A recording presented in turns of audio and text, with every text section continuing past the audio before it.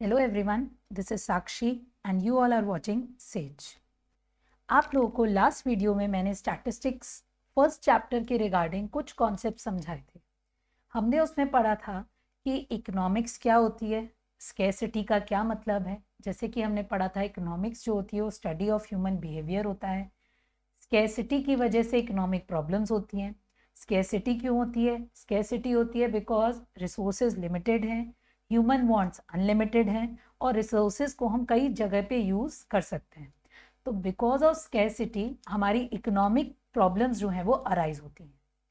फिर हमने पढ़ा था कि इकोनॉमिक एक्टिविटी क्या होती है एंड नॉन इकोनॉमिक एक्टिविटी क्या होती है। इकोनॉमिक एक्टिविटी है वो एक्टिविटी जो हम पैसों के लिए करते हैं फॉर मनी, और नॉन इकोनॉमिक एक्टिविटी वो एक्टिविटी होती है जो हम सोशल वेलफेयर के लिए करते हैं, सोसाइटी के बेनिफिट के लिए करते हैं। उसमें हम अपने पर्सनल प्रॉफिट मोटिव के लिए हम वो एक्टिविटी नहीं करते। ये टॉपिक हमने लेक्चर 1 में पढ़े थे। आज हम आपके लिए लेक्चर 2 लेके आए हैं जिसमें हम पढ़ेंगे स्टैटिस्टिक्स। स्टैटिस्टिक्स का क्या मीनिंग है और उसे हम कैसे कैसे समझ सकते हैं। तो चलिए देखते हैं।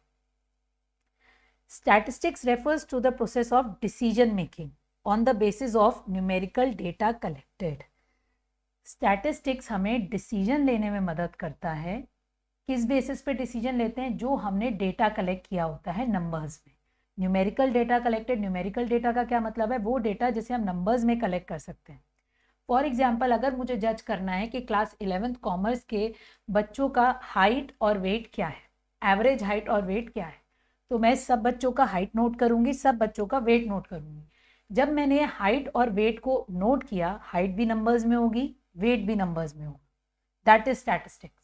अब जो डेटा मैंने कलेक्ट किया है उस डेटा के बेसिस पे मैं ये बता पाऊंगी कि एवरेजली क्लास 11th कॉमर्स के बच्चों का वेट क्या है और हाइट क्या है। तो स्टैटिस्टिक्स क्या है? स्टैटिस्टिक्स का मतलब है जो डेटा हम कलेक्ट कर रहे हैं उस डेटा को एनालाइज करके हमें डिसीजन लेने हैं, और डेटा बेसिकली नंबर फॉर्म में ही हो सकता है। स्टैटिस्टिक्स ऐसी चीज़ों को डिसीजन मेकिंग नहीं कर सकता जिसे हम नंबर्स में मेजर ना कर सकें। Statistics can be defined in 2 ways. अब स्टैटिस्टिक्स को हमें 2 डिफरेंट तरीके से स्टडी करना है, इसे प्लीज़ ध्यान से समझिएगा, ये सब बच्चों के एग्जाम में आएगी। I am sorry. तो पहले हमें स्टैटिस्टिक्स को समझना है सिंगुलर सेंस। सिंगुलर सेंस का मतलब है statistics is the process of collection, organisation, presentation, analysis of the data. Statistics singular sense में एक पूरी प्रोसेस है। पहले हम डाटा को कलेक्ट करेंगे, फिर उसे टेबल बना के शो करेंगे, फिर उस टेबल को हम प्रेजेंट करेंगे ग्राफ के फॉर्म में, फिर जो डेटा हमारे पास आ गया है उसे हम एनालाइज करेंगे। जैसे आपने क्लास 10th में पढ़ा भी है मैथ्स में, mean median mode. For example, हम मीन मीडियन मोड को यूज़ करके उसे एनालाइज करेंगे, फिर हम उसे इंटरप्रेट करेंगे। इंटरप्रेट मतलब हम डिसीजन मेकिंग करेंगे।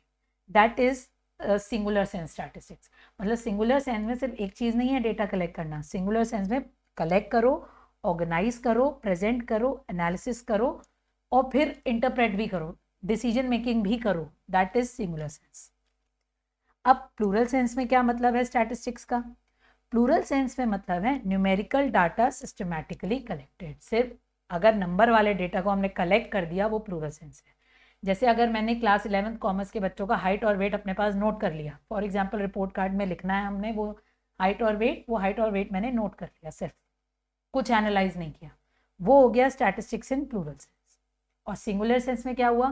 मैंने उसे कलेक्ट किया, फिर मैंने टेबल बनाई कि भाई बॉयज़ का इतना वेट आ रहा है, गर्ल्स का इतना आ रहा है, बॉयज़ की हाइट इतनी आ रही है, गर्ल्स की हाइट इतनी आ रही है। फिर मैंने उसे प्रेजेंट किया ग्राफ में कि बॉयज़ की हाइट ज़्यादा है एवरेजली या गर्ल्स की। फिर उसे एनालाइज किया, मैंने एवरेज निकाला, कि एवरेज बॉयज़ की हाइट कितनी है, गर्ल्स की हाइट कितनी है, और फिर मैंने इंटरप्रेट किया कि क्लास 11th कॉमर्स में गर्ल्स की height is more than boys या बॉयज़ की height is more than girls. That will come under singular sense. और प्लूरल सेंस में क्या आएगा? प्लूरल सेंस में सिर्फ डेटा कलेक्ट कर लिया और उसे सिस्टमैटिकली शो कर दिया।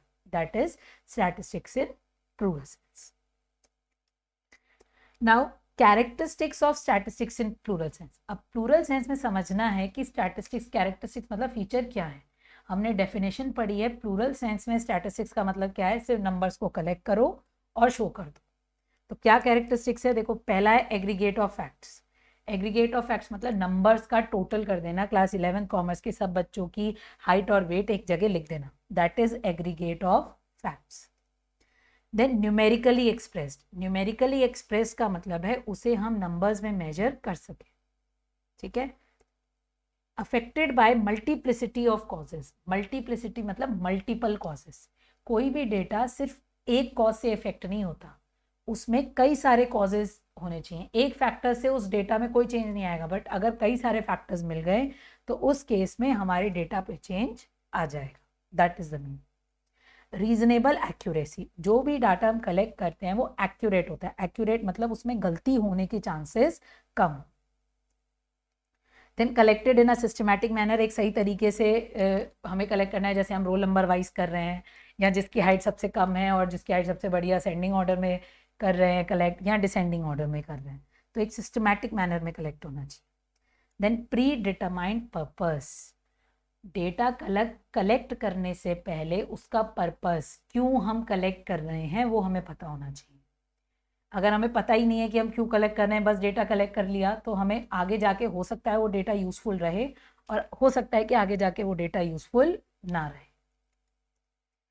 Then placed in relation to each other, जो भी डेटा हम कलेक्ट कर रहे हैं उसका रिलेशनशिप होना चाहिए। जैसे हाइट और वेट, हमें पता है अगर किसी की हाइट ज़्यादा है तो कंपैरेटिवली उसका वेट ज़्यादा होगा, तो कोई ना कोई रिलेशनशिप हमारे डेटा में होना चाहिए।